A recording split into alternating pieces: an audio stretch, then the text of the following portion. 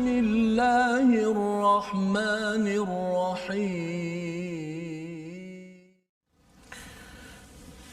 أعوذ بالله من الشيطان الرجيم بسم الله الرحمن الرحيم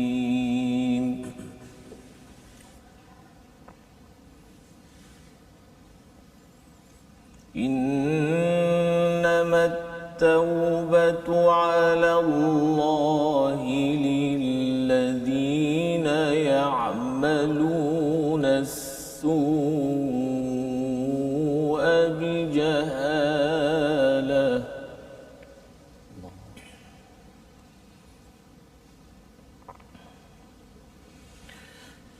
للذين يعملون السوء بجهالة ثم يتوبون من قريب فأولئك يتوب الله عليهم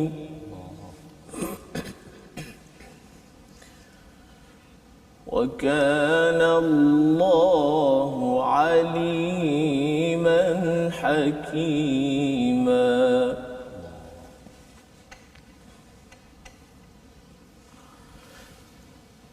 وليست التوبة للذين يعملون السيئات حتى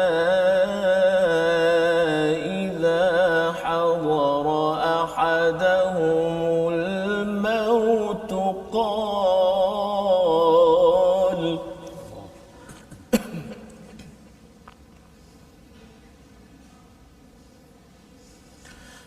قال إني تبت الآن ولا الذين يموتون وهم كفار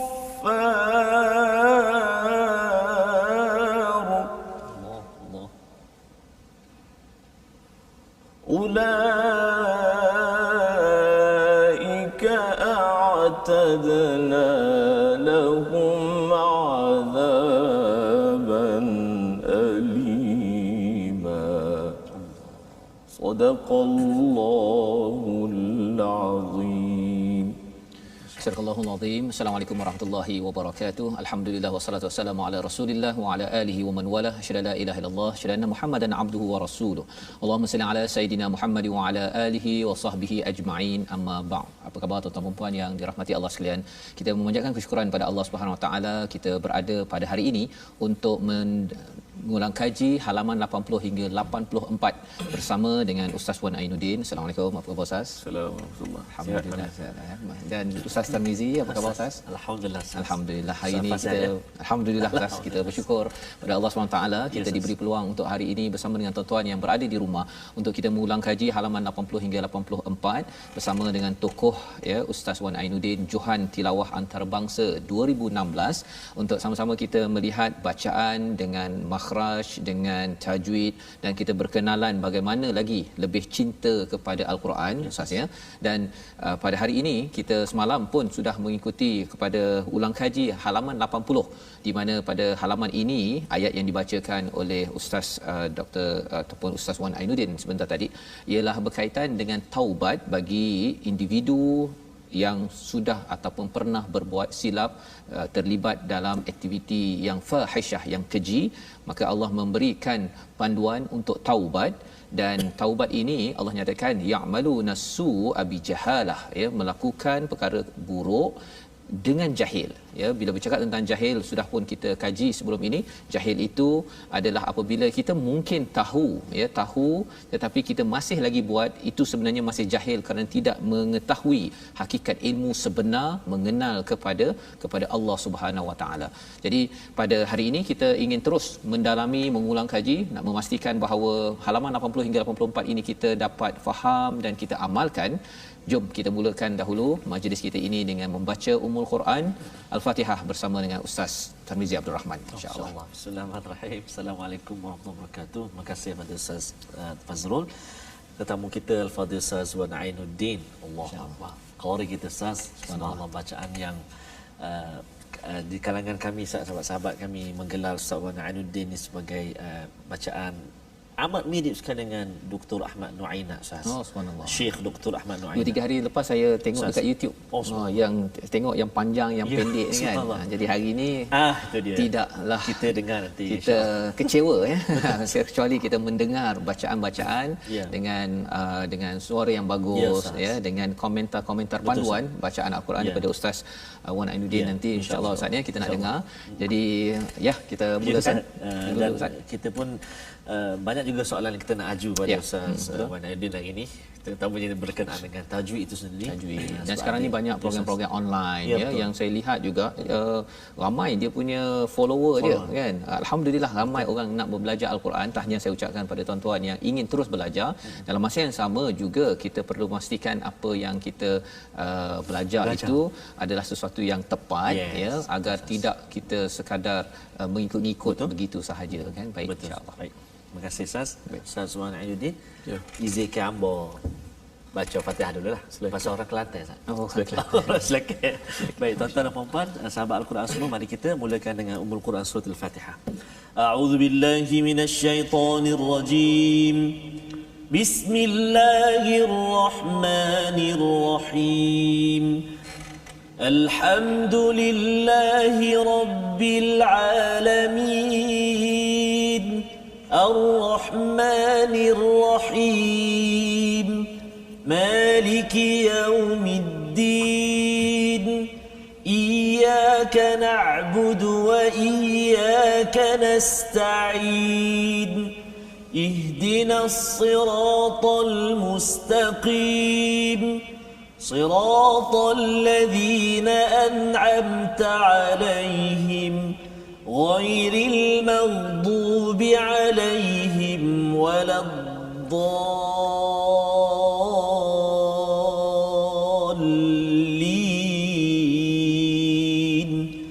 آمين صدق الله Astagfirullahalazim. Amin ya rabbal alamin. Itulah bacaan Al-Fatihah sebentar tadi untuk mengingatkan kepada kita dalam kehidupan kita seharian 17 kali sehari kita membaca Al-Fatihah ini sebagai pembukaan kepada Al-Quran.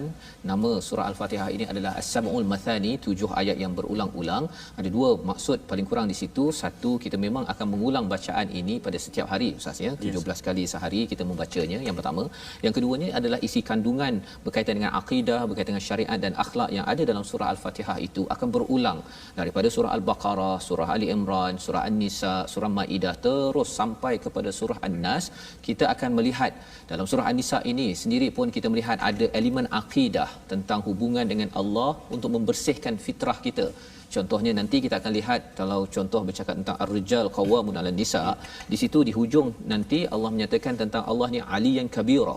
Ya, kerana apa? Kerana si suami lelaki jangan sampai dia mengotorkan akidahnya, menyatakan sayalah yang paling ketua, paling berkuasa dalam rumah, tetapi sebenarnya yang paling berkuasa, yang paling tinggi adalah Allah Aliyun Kabira. Jadi ada elemen akidah, syariatnya apa, seperti mana ayat yang dibacakan oleh Ustaz sebentar tadi tentang taubat sebagai satu syariat, sebagai satu akhlak kita bersama Allah, dan juga ada akhlak pada ayat 19 ini sesama ahli keluarga, bersama pasangan, ada istilah wa'ashiruhunna bil ma'ruf ya, iaitu kita bergaul dengan pasangan dalam keluarga kita dengan cara yang paling bagus.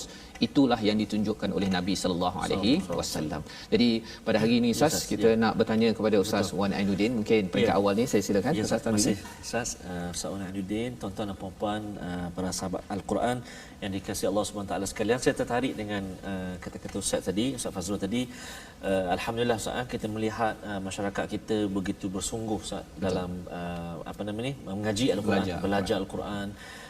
Dan banyak sekali kelas-kelas pengajian Al-Quran secara online ataupun offline, banyak sekali followers. Cumanya apa yang kita khawatirkan, yang kita bimbangkan ialah mutu bacaan ataupun ilmu yang kita dapat daripada kelas tersebutlah. Maksudnya Ustaz kata, dan kita pun di awal-awal dulu pun kita berkongsi dengan para penonton bagaimana syarat-syarat pengajian al-Quran, mestilah mutawatir, mestilah bertepatan dengan guru yang kita ambil dan sebagainya, guru-guru yang muktabar dan sebagainya. Sebab timbul juga isu Ustaz, isu pandangan-pandangan yang menyatakan bahawa antaranya Ustaz, untuk yang pertama ni, kali kita boleh bertanya dengan Ustaz Wan Ainuddin, sifat huruf dan juga makharijul huruf itu sendiri, ada setengah-setengah pandangan mengatakan bukan daripada tajwid Ustaz. Sedangkan kita telah berkongsi kan, kena tahu tempat keluar dia, sifat dia, kita akan belajar. Jadi ada setengah pandangan kata bukan tajwid. Mohon komen daripada Fadil Ustaz. Ya. Alhamdulillah, terima kasih kepada Ustaz Fazrul juga sahabat saya Ustaz Tamizi Rahman. Pertamanya kita kena kembali kepada definisi tajwid. Seperti mana yang dikatakan oleh Imam Ibnul Jazari rahimahullahu taala, tajwid itu apa? Wa i'ta'ul hurufi haqqaha min kulli sifatin wa mustahaqqaha. Jadi tajwid antara definisi maknanya adalah i'ta'ul hurufi haqqaha, memberikan huruf itu hak baginya, bagi huruf tadi, min kulli sifatin wa mustahaqqaha, iaitu daripada sifat dan juga mustahak baginya sifat tadi. Jadi yang dimaksudkan oleh Imam Jazari dalam ta'rifan tadi ialah hak dan juga mustahak itu adalah termasuk sekali makhraj dan juga sifatnya. Dan kalau kita tengok ta'rifan yang diberikan oleh para ulama, apa itu tajwid, maka ialah satu ilmu yang mana menetapkan satu kaedah membaca ayat-ayat suci kalamullah dengan kaedah ataupun dengan bacaan yang benar seperti mana yang diajarkan oleh Rasulullah, yang diterima oleh Rasulullah daripada Jibril alaihissalam. Jadi kaedah ini kalau kita tengok kat sini dah masuk mencakupi di dalam definisi mana-mana ulama bila letak definisi tajwid secara istilahnya, istilah masuk dalam tajwid itu membaca al-Quran, menyebut huruf dengan daripada makhrajnya dan juga membetuli sifat. Dan jumhur mengatakan sebenarnya tajwid itu keseluruhannya makhraj dan sifat. Keseluruhannya makhraj sifat. Sebab apa kali kita bahas hukum pertemuan dua sifat pun perbahasannya daripada makhraj sifat. Makhraj dan sifat. Kita bahas apa pun dikembali pada makhraj sifat. Jadi alangkah kita kata pelik ataupun ajibnya bila kita mengeluarkan makhraj dan sifat ni daripada tajwid kita letak asing. Sedangkan dia berada dalam sebenarnya bila bercakap tentang makhraj, sifat dan tajwid ni lah ya, kalau katakan di peringkat universiti lah kan, sebenarnya dia dipelajari di bahagian mana tu, di bahagian qisam ataupun tafsir ke qiraat ke, biasanya lah kan, pasal mungkin nak melihat susu galur bila kita bercakap tentang cikgu-cikgu yang mengajar kan, kadang-kadang mungkin kalau saya dulu belajar tajwid dekat sekolah rendah, sekolah menengah, jadi maksud tajwid pun ingat-ingat begitu je lah kan. Tapi kalau bila cikgu yang mengajar betul-betul itu sudah tentunya ada sumber. Jadi kalau Ustaz boleh kongsikan sikit pengalaman Ustaz belajar tajwid, dan juga biasanya tajwid ini didalami betul-betul ya, di peringkat mana biasanya, silakan. Kalau kita kata tajwid ni pelajari peringkat mana, kalau orang ambil kuliah Quran lah biasanya orang mengaji kitab tajwid secara mendalam sikit, itu pun dia ada silibus dia. Tapi biasanya mendalam pengajian tajwid ini bila pelajar itu pergi bertalaki dengan syekh, dengan guru di luar biasanya secara berkitab, betul mendalamnya. Tetapi nak cerita di manakah asalnya tajwid? Asalnya daripada ilmu bahasa Arab sebenarnya. Dan orang yang pertama yang meletakkan kaedah tajwid ini pun adalah orang yang ulama di dalam pakar dalam bahasa Arab, Imam Al-Khalil. Imam Al-Khalil adalah imam ataupun Imam Al-Kabir azim dalam bahasa Arab. Dan di mana letaknya bab tajwid dan juga makhraj sifat ni? Di akhir kitab-kitab lughah. Di akhir kitab-kitab lughah. Kalau kita sebut kitab yang besar, Imam Al-Khalil dalam kitab Al-Ain, kitab Al-Kitab. Kitab Al-Kitab. Kalau kita dalam Imam Sibawayh dalam kitab Al-Ain. Jadi di hujung ya? Di hujung kitab lughah. Walaupun lurah tapi ada bincang pasal makhraj huruf dan juga Kenapa? Sebab ulama lurah pada ketika itu bukan sekadar lurah tetapi mereka fasih dalam menyebut huruf Arab. Dia fasih. Okey, fasih. Dia fasih. Bila fasih, maka mereka ni tiba satu masa mereka merasakan bahawa kalau tidak dibukukan cara menyebut huruf ini, Al-Quran akan hilang. Jadi mereka pun seperti mana Imam Al-Khalil, seperti mana yang diriwayatkan oleh murid dia sendiri Imam Sibawayh mengatakan innal khalila zaqal huruf. Sesungguhnya Imam Al-Khalil itu adalah seorang yang menikmati huruf. Zaqa ini satu perkataan yang digunakan untuk makan. Ya, zuq ya, ada zuq makanan. Maknanya apa dia? Imam Al-Khalil ni dia boleh tulis mana tempat keluar huruf dengan cara dia cuba menyebut huruf tadi. Tapi kita kalau kita test huruf, ramai orang tak tahu mana tempat keluar dia walaupun tetapi sampai tahap tu maknanya fasih dia. fasih. Dan pada ketika itu para ulama apabila dia tulis, para ulama pada zaman dia itu semuanya menerima ataupun memberikan pengiktirafan kepada tulisan beliau. Jadi itu adalah antara perkara penting ya, memahami tentang susu galur sumber ilmu tajwid ini ya, dan saya pun baru tahu ya tentang biasanya kalau belajar lugah nahwu ke apa sebagainya itu di situ sajalah kan, tapi dia ada kaitan dengan fasahah sebentar tadi, kefasihan dalam menuturkan sesuatu perkara. Kalau belajar bahasa Inggeris misalnya dia tak ada standard kan, dia US American English ya dengan UK. Kalau kata how are you, dia boleh telan daripada sini je kan, tapi kalau di US mungkin how are you, lebih kurang gitu kan. Jadi dia ada perbezaan, tetapi bila kita bercakap tentang bahasa Arab ini, dia ada sumber ya daripada satu, dan ini yang dikongsikan sebentar tadi untuk kita lebih memahami bahawa makhraj dan juga sifat itu ya penting dalam kita membaca. Apatah lagi kalau kita bincang sebelum ini, makhraj dan sifat ini menyebabkan dia ada kaitan dengan zikir ya, zikir yang akan memberi kesan kepada hati kita. Ya, kalau ia tidak diambil perhatian, orang nak menyanyi pun kena belajar vokal misalnya, kena belajar vokal, suara apa sebagainya itu. Jadi sebutannya itu perlu tepat, kalau tidak dia akan sumbang ya, dia punya bunyinya itu. Apatah lagi kita bercakap tentang perkataan daripada Allah yang mutawatir terus datang daripada Nabi, daripada Jibril itu sendiri. Masya-Allah. Jadi pada hari ini kita nak teruskan bacaan daripada ayat 19 ya. Bila kita melihat kepada ayat ini, tadi Allah bercakap tentang taubat. Taubat ini amat penting, apatah lagi ia adalah bekalan penting membina sebuah keluarga. Sehingga kan dalam ayat 19 ini Allah menyeru pada orang yang beriman. Selepas taubat, Allah menyeru pada orang yang beriman agar jangan paksa-paksa hubungan dengan si isteri ketika bab waris, harta waris, dan juga diikuti dengan wa'ashiruhunna bil ma'ruf, hendaklah bergaul, bermuamalah dengan ahli keluarga dengan cara yang baik. Mari sama-sama kita baca ayat 19 ini bersama dengan Ustaz Wan Ainuddin. Tadi kita dah dengar Ustaz di permulaan tadi Ustaz Wan Ainuddin baca Bayati dan juga Ros kan. Bayati dan juga Ros. Mungkin untuk ayat ini ada taranum yang lain pula Ustaz. Kita nak dengar Ustaz. Dan kata Ustaz tadi Syekh Nu'ainak kan, itu satu. Mungkin kalau saya nak juga dengar macam mana bunyi dari Malaysia. Masya-Allah. Silakan Ustaz. Kita order saja. Ada kalau kita boleh okey, ahlan wa sahlan. Dia secara zauknya kalau dia datanglah. Kalau dia keluar masuk lagu lain, betul. nasiblah. Insya-Allah. Silakan fadhal Ustaz. A'udzu billahi minasy syaithanir rajim. Bismillahirrahmanirrahim.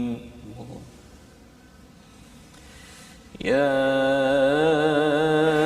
ayyuhalladzina amanu la yahillu lakum an tarithun nisaa karha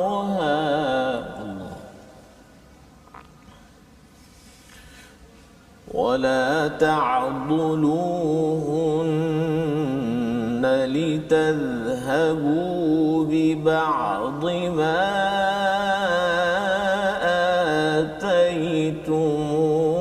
آتيتموهن ولا تعضلوهن لتذهبوا ببعض ما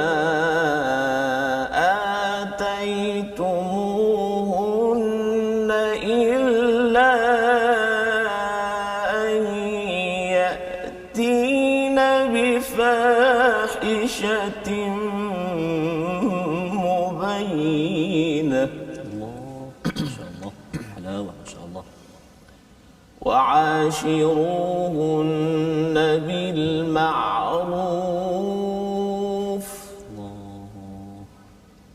فإن كرهتموهن فعسى أن تكرهوا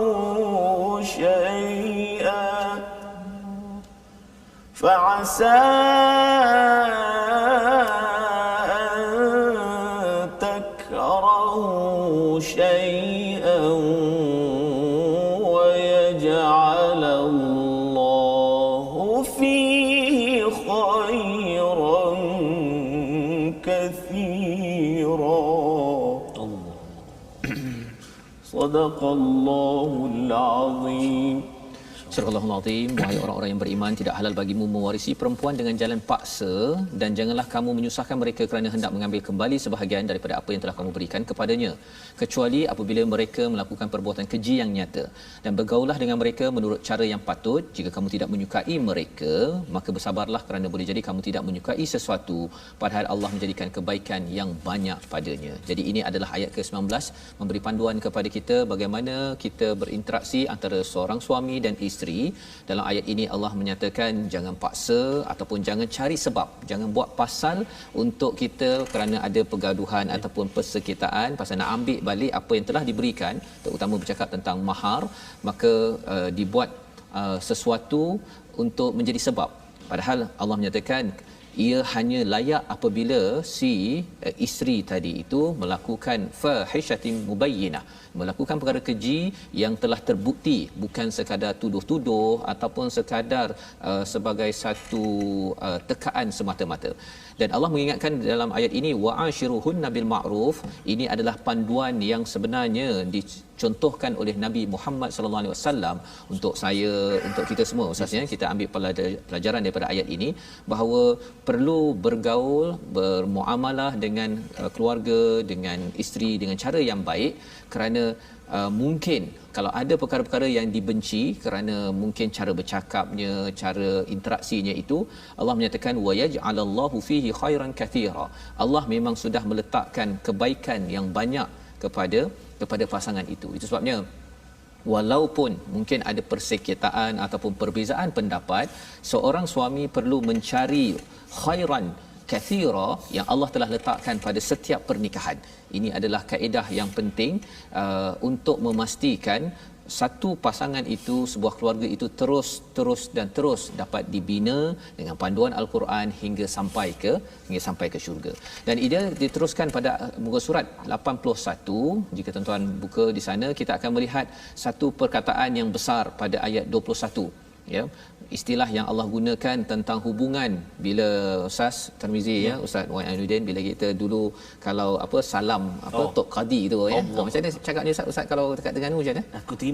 Aku terima Okey itu je Ustaz, ya, aku terima aja. Aku terima. Aku terima, ya. Okey, jadi di situ sebenarnya apa yang diterima, istilah yang Allah gunakan pada ayat 21 itu mitsaqan ghalidha. Itu adalah satu perjanjian yang amat berat, yang kita sudah pun lihat bahawa perjanjian ini datang daripada wali satu, kerana wali itu membengang amanah menjaga si anak perempuan. Tetapi lebih daripada itu, perkataan mitsaqan ghalidha ini digunakan oleh para nabi ketika mendapat amanah daripada Allah Subhanahu Wa Taala. Jadi maksudnya hubungan nikah itu bukanlah sekadar seperti minta kerja, ya, tak suka berhenti, ataupun kalau kita pergi mana Ustaz, kalau berjanji lagi nak beli rumah rasa tak suka jual, bukan sekadar itu, tapi ini adalah mitsaqan ghalidha yang sebenarnya menyebabkan para nabi bersungguh-sungguh menjaga amanah. Dengan sebab amanah itu dijaga, maka kesannya manfaat hidayah itu sampai kepada kita pada waktu ini. Dan kita juga ingin menjaga talian perjanjian yang berat ini kerana kita nak pastikan kebahagiaan hidayah ini sampai kita ke syurga. Jadi kita insya-Allah akan menyambung sebentar lagi, menyambung bagaimana surah An-Nisa kita baca dan kita faham untuk menjaga keluarga kita. My Quran Time, baca faham amal, insya-Allah.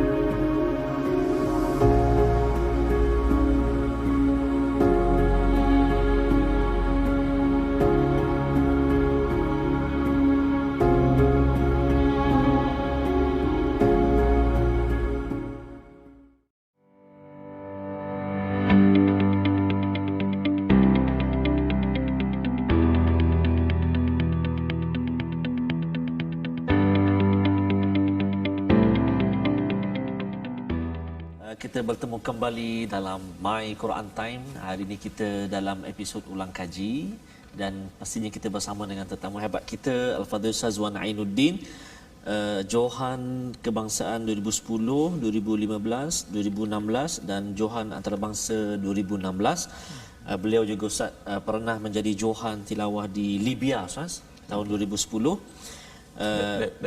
Naib Johan dan beliau merupakan pengasas Akademi Al-Quran Al-Midad. Nama Al-Midad Putrajaya. Jadi orang-orang Putrajaya dan sekitarnya bolehlah mendaftar ataupun mengikuti pengajian Akademi Al-Quran Ustaz Wan. Dan menariknya juga Al-Fadhil Ustaz Wan pernah dijemput membuat jemputan bacaan Al-Quran di Vienna, Austria. Dan menariknya persembahan itu bersama-sama dengan Syekh Dr. Ahmad Nuaina. Allah. Itu poin dia. Itu poin dia sebenarnya tu Ustaz. Vienna tu kira okey dah. Syekh Nuaina tu lagi, subhanallah. Jadi subhanallah tuan-tuan dan puan-puan, kita bersama dengan tetamu dan kita dengar bacaan daripada beliau dan saya tertarik sebenarnya Ustaz dan juga sahabat-sahabat Al-Quran semuanya untuk berkongsi satu penerangan ataupun pernah Ustaz Wan Ainuddin berkongsi di Facebook live beliau. Namun sebelum itu kita nak mengajak dulu sahabat-sahabat kita untuk terus bergabung, berinteraksi dengan kita menerusi platform rasmi kita, Facebook kita iaitu Sahabah Al-Quran My #Quran Time, juga kita ada My #Quran Time, YouTube kita, Telegram dan juga Twitter kita My #Quran Time Official, dan juga ikuti kami, bergabung dengan kami juga di Instagram My Quran Time Official. Jemput bergabung di situ, persoalan, pandangan, cadangan, ulang kaji, boleh menonton ataupun mengikut di situlah platform rasmi kita. Dan yang saya sebut tadi, di antara perkara yang saya tertarik dengan kupasan Al-Fadhil Ustaz Wan Ainuddin dan saya kira penting untuk berkongsi saat ini dengan penonton semua, iaitulah tidak dikira bacaan bertajwid seseorang itu bila dia baca dengan bacaan yang ada beberapa bacaan contoh tu. Mungkin Ustaz boleh kongsi dengan kita. Okey, sebenarnya itu adalah kalam ataupun kata-kata yang ditulis oleh Imam Ibnul Jazari dalam kitab beliau An-Nashr fi Qira'atil Ashr. Dia kata falaysa at-tajwid bi tamdhighil lisan. Tidaklah seorang tu dikatakan baca bertajwid kalau seorang tu tamdhighil lisan, dia baca tu dengan seperti at-tamdhigh ni macam ada satu luqmah dalam mulut. Tamdhigh makanan dalam mulut macam ada satu luqmah, ada makanan dalam mulut. Jadi dia orang ada makanan, lepas tu dia bercakap macam mana bunyi dia. Jadi maknanya semua benda tebal lah dia. Dia baca kan, contoh dia baca ma'alal muhsanati minal azab waladdallin. Semua jadi itu dia panggil tamdhighil lisan. Bila Imam Jazari komen itu, ada ke orang yang memang dia maknanya kata ulama, maknanya ia berlaku pada zaman beliau. Zaman beliau berlakulah tu kan. Jadi kata Imam Jazari apa lagi, wala bi taqa'iril fam. Taqa'iril fam ni taqa'ur ni seorang yang bercakap dengan menekan-nekan. Dia tekan bahagian mana? Dia tekan dengan aqsa, dengan bahagian kerongkong. Maknanya dia bercakap tu bila dia tekan kerongkong ni dia bunyi macam, jadi kita tahu huruf halqi keluar daripada sini tu. Huruf hamzah ha, ain ha, ghin dengan kha. Jadi bila dia tekan di kerongkong menyebabkan keluarnya huruf bunyi seperti mana bunyi ain. Kalau kita nak tahu orang cakap dengan taqairil fam ini, kita dengar, kita tengok cerita Doraemon. Okey. Contoh okey, itu yang kita dengar. Doraemon. Okey. Itu tahu ni dah. Jadi itulah bunyi ain. Jadi suara yang dia sebut. Kalau orang tak boleh sebut ain, boleh berlatih dengan kaedah tadi. Kalau baca dia bunyi macam mana Ustaz? Mungkin kita tak pernah pasti. Baca contohnya Alhamdulillahi Rabbil Alamin. Dia kepit dia suara tu kan. Bunyi ain. Okey. Penting satu lagi wala bi ta'wijil fak. At-ta'wijil fak ini adalah seorang yang baca ta'wijil fak, dia baca dengan condong. Semua sebutan ada condong. Macam imalah. Leweh. Leweh. Kalau orang Pantai Timur sebut leweh. Leweh ni dia baca Bismillahirrahmanirrahim. Bismillah. Alhamdulillahi rabbil alamin. Jadi kalau bila kita dengar orang baca macam tu, ta'wijil fak istilah yang digunakan oleh Imam Jazari itu bukan tajwid kata Imam Jazari. Tapi kalau katakan ada qiraat yang meleweh itu macam mana? Itu qiraat, itu wajah bacaan. Itu wajah bacaan itu lain. ada soalan tu Ustaz. Ada soalan. Nanti kita nak tanya. Kita nak tanya. Kita dengar ngaji dulu. Okey, teruskan Ustaz. Itu soalan penting tu Ustaz. Tentang lahjah tadi Ustaz. Lahjah. Menarik Ustaz tu. Okey. Sila, Ustaz. Jadi tiga ni maknanya tiga. Apa tadi? Tamdhir, taq'ir dan juga ta'wijil fakr. Tajwid. Al-fak, jadi dia baca semua condong-condong semua. Maknanya baris tu fathah. Tapi dia baca imalah. Okey, tak kena. Kemudian Imam Jazari sebut lagi wala bi tar'idis saut. Tar'idis saut. Tar'id maksudnya ada satu getaran. Ihtizaz. Dia baca tu macam contohnya orang yang dia getarkan suara dia pada ayat-ayat yang azab contohnya. Jadi dia getarkan suara dia sengaja getarkan. Dia bukan sedih tapi dia sengaja getarkan menyebabkan putusnya huruf-huruf tadi. Penting tu. Jadi dia sebenarnya sebab huruf dengan huruf dalam satu kalimah tu dia bersambung. Sebab tu ulama larang sangat bila kita baca huruf qalqalah yang kubra. Qalqalah di tengah kalimah kita potong terus, putuskan suara. Sebab apa? Sebab dia akan jadi putus kalimah, keseimbangan semua. Jadi itu adalah salah satu daripada Contoh Ustaz yang tadi tu. Contoh Tarak itu. Ayat ikan ayat azab lah. Ayat azab. Ayat azab. Kalau kita ambil tadi mungkin muka surat Ini tadi apa tadi ya? Kita ada ayat 17 18 ni boleh. Betul. Ayat 18 tu. Mungkin sambil sebahagian. Kat ujung tu lah. Ulaika itu. Ulaika. Okey. Ulaika a'tadna lahum. Jadi itu dia sengaja buat. Tapi kalau orang tu macam kalau itu dia datang dengan sendiri tak apa. Tak apa dia datang sendiri tak apa, macam imam yang terlampau sedih dia merasai ayat tadi tu, maka dia keluar kesedihan itu. Itu dipanggil sebahagian daripada solat, tu lain. Ada satu contoh yang saya tengok Fadil Ustaz Wan buat yang terputus mat dia tu, yang dia itu macam mana Ustaz contoh dia tu? Tapi itu dinamakan, contoh yang Ustaz Wan ada dibuat tu tuan-tuan dan puan-puan, sebenarnya dia dekat dengan masyarakat sebab kadang-kadang berlaku Ustaz. Ada ayat itu yang Ustaz buat contoh ketika live itu kan. Dipanggil wala at-taqti' wala bi taqti'il mat. Taqti'il mat ini adalah diputuskan mat.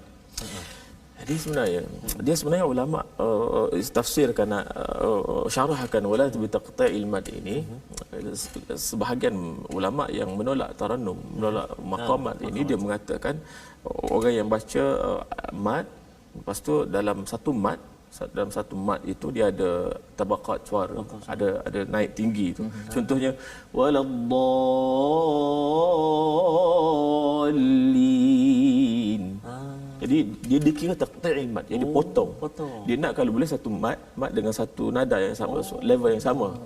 Tapi sebahagian ulama dia menolak syarah penangan ini. Dia mengatakan taqti'il mat ini adalah orang yang berlebihan dalam dalam membaca mat tadi, sehingga melahirkan kalau alif baru, kalau waw mat tu waw baru. Contohnya mustahzi'in.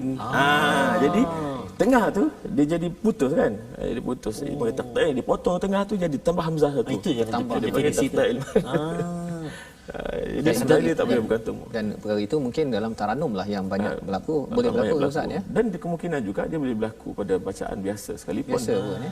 Dia kemungkinan berlaku. Cuma kita tak boleh nak gambarkan perkara ni sehingga kita terjun ke bidang itulah. Duduk dalam benda tu baru kita jumpa masalah kan. Betul. Ya, maksudnya itu pentingnya, betapa pentingnya ilmu tajwid itu sendiri. Dan pentingnya bertalaki dengan guru yang betul lah, maksudnya rujukan yang betul. Malah sebenarnya kalau perkara ini Ustaz tulis kat Facebook pun tak faham juga pun. Kecuali bila jumpa Ustaz bagi tahu contoh ni baru tahu okey yang ini. Kadang-kadang dia nak tambah kan, nak kalau suara tu apa Ustaz yang macam burdah tu kan. Jadi dia akan berpusing-pusing kat situ tu kan. Okey, baru belajarlah kan. Okey. Burdah itu dibenarkan. Dibenarkan, Cuma ya. jangan sehingga menambah huruf ataupun mengurang huruf. Yang problem kita ni yang ulama larang sangat bila kita tambah huruf Quran ataupun mengurangkan huruf Quran. Itu saja. Masya-Allah. Jadi ini adalah pencerahan yang penting bila kita melihat lebih mendalam komentar daripada ulama berkaitan dengan bacaan bacaan, kerana kita memang akan berminat dengan bacaan yang bagus kan, tetapi kita tidak melampau-lampau tidak berasaskan kepada panduan ilmu yang benar. Itu yang kita belajar pada hari ini, alhamdulillah. Ada sikit tambah satu last dia ada dua tiga lagi yang memang Jazari sebut, cuma saya nak sebut yang last sebab yang ni orang Melayu ke orang Arab ke dia berlaku kesalahan ni. Imam Jazari sebut yang akhir itu, Imam Jazari kata wala bihasramatir ra'at wala bihasramah ar-ra'at. Hasramatir ra'at ini orang yang menyebut ra itu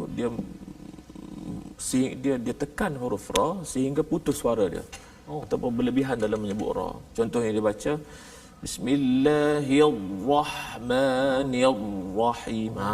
Jadi dipikir tu tajwid. Dipikir bagus bacaan dia. Kalau orang dengar tajwid dia. Tak. Imam Jazari kata itu bukan tajwid. Hasramatir ra'at, berlebihan dalam menyebut ra sebab dia tidak kena dengan sifat dia. Sifat ra itu sifat dia adalah bainiyah antara syiddah dan juga rakhawah. Jadi Bismillahirrahmanirrahim itu hasramah ar-ra'at. Jadi itu yang kepentingan makhraj dan sifat tadi tu. Maknanya memang tak bercerai daripada tajwid. Betul. Mesti kena masuk dalam tajwid. Dalam tajwid itu sendiri, ya Allah subhanallah. Dan jadi kalau katakan makhraj ataupun sifat ini diasingkan, maksudnya kita hanya cuba tiru-tiru je lah kan kepada bunyi yang mungkin tidak daripada sumber yang tepat. Sebab tu saya cakap tadi yang logat tadi tu Ustaz. Lahjah tadi. Sebab ada pandangan juga yang menyatakan Manuddin bahawa kita baca ni lahjah Quraisy ya Ustaz. Jadi dialek Quraisy ke macam mana. Jadi kita pun dengar macam terkejut jugalah. Jadi itu yang kita nak bertanya. Ataupun ada ayat dulu sebelum Ustaz Manuddin menjawab soalan itu. Ya.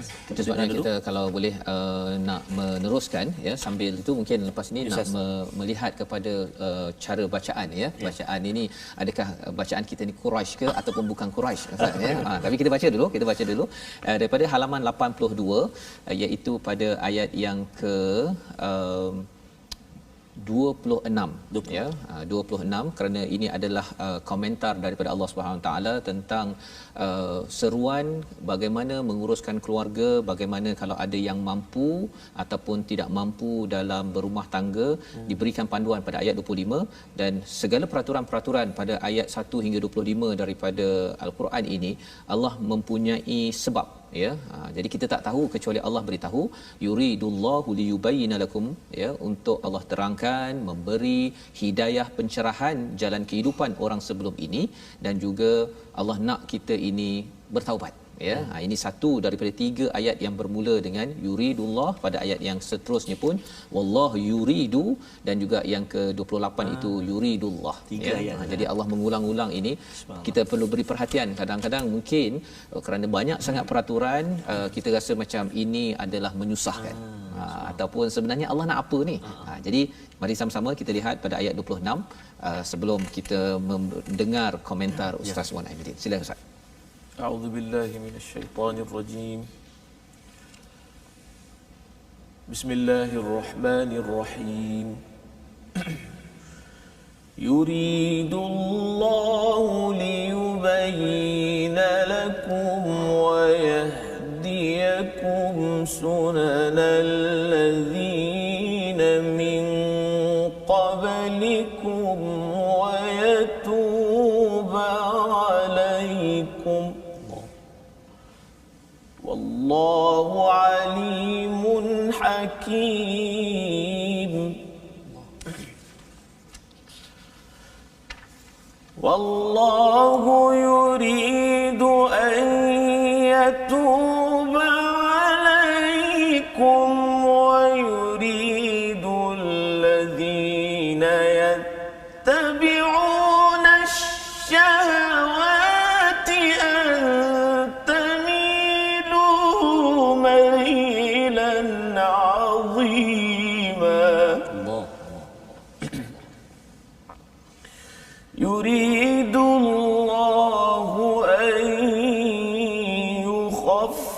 يخفف عنكم وخلق الإنسان ضعيفا صدق الله العظيم.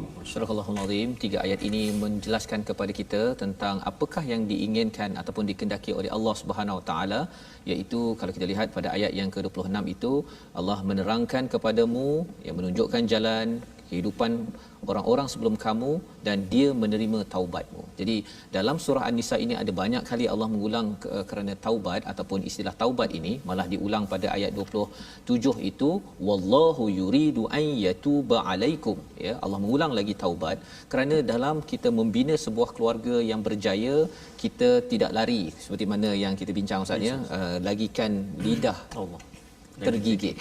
Kan, jadi kita akan silap dan tersilap, apatah lagi kalau kita bercakap tentang hubungan antara dua orang insan yang selama ini duduk rumah berbeza, ayah berbeza, mak berbeza, nasi makanan kegemaran makan berbeza, semua berbeza, tiba-tiba disatukan dalam satu rumah.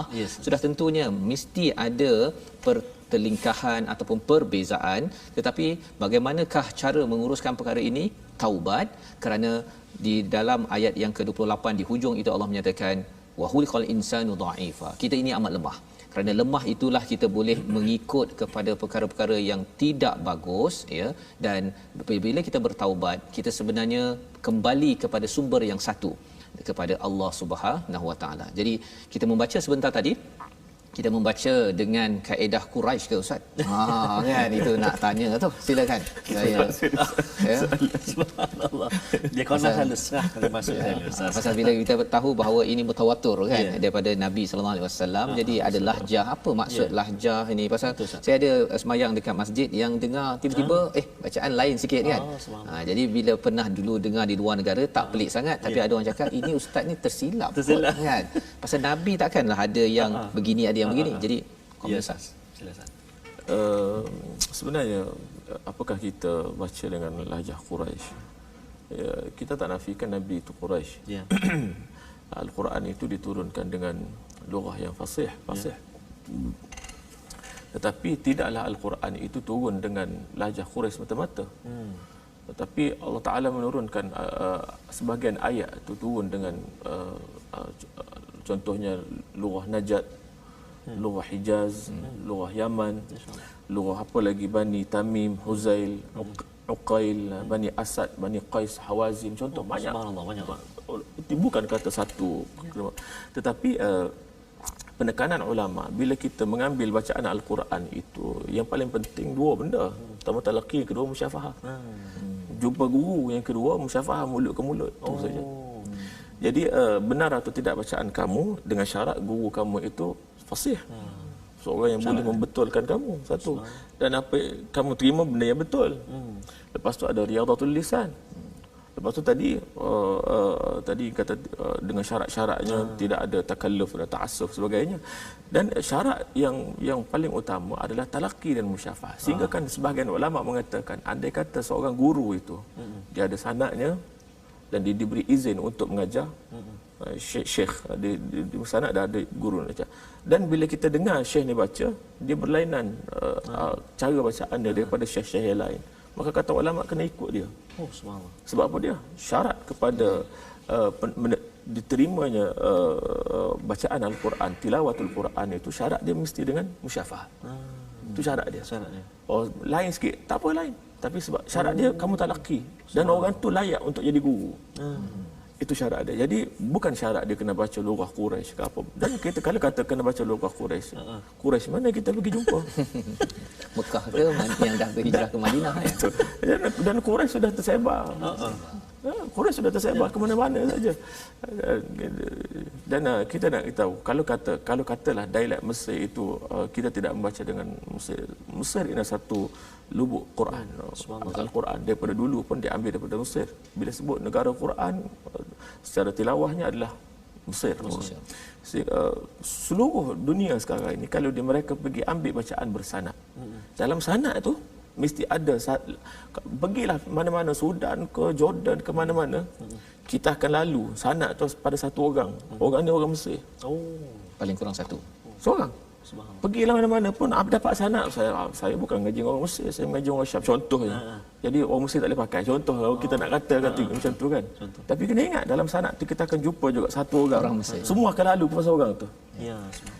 Seorang tu. Saya lupa nama dia tapi nama dia tak silap saya nama Syekh Ibrahim. Lupa nama. Tapi kita akan lalu seorang nama Syekh. Jadi jangan tolak Mesir dalam bab Quran. Jangan tolak Mesir sebab seluruh orang pun ambil daripada Mesir belaka. Seluruh perguruan dalam tilawatul Quran ambil daripada Mesir belaka. Jadi menghormati. Jadi ini penting untuk kita memahami tentang bacaan ini ya.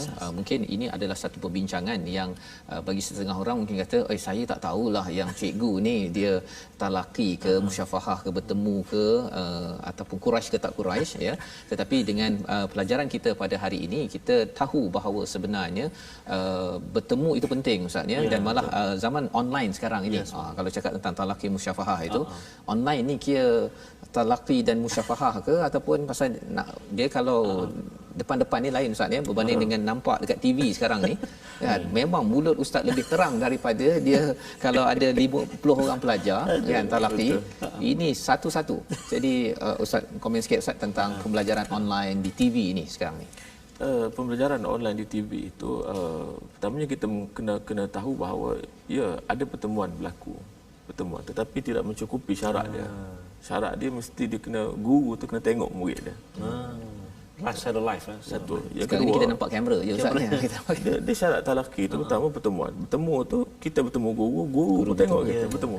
Dua-dua maknanya saling bertemu. Jadi yang kedua kita tengok mulut guru je betul. Anak murid tengok mulut guru tapi murid tak ada guru tidak boleh menegur kesilapan murid.